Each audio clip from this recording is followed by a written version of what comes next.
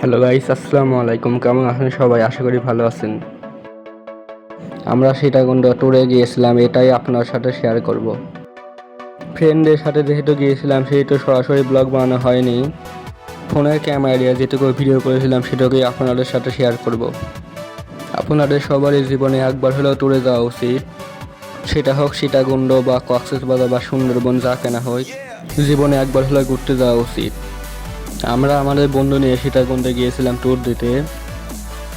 সেখানে অনেক মজা হয়েছিল। অনেক সুন্দর সুন্দর গাছ, পাহাড়, অনেক কিছু রয়েছে সেখানকার আবহাওয়া অনেক ভালো। সেখানে বিশেষ করে আমার ঝর্ণা ভালো লেগেছিল।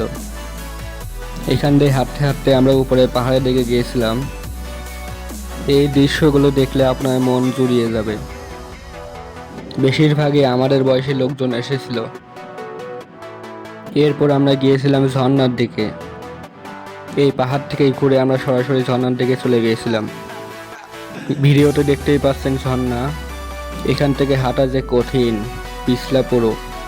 এই ঝর্ণায় অনেকেই গোসল করতেছিল। আমরা গোসল দিয়েছিলাম, তবে সেটা ভিডিও করিনি।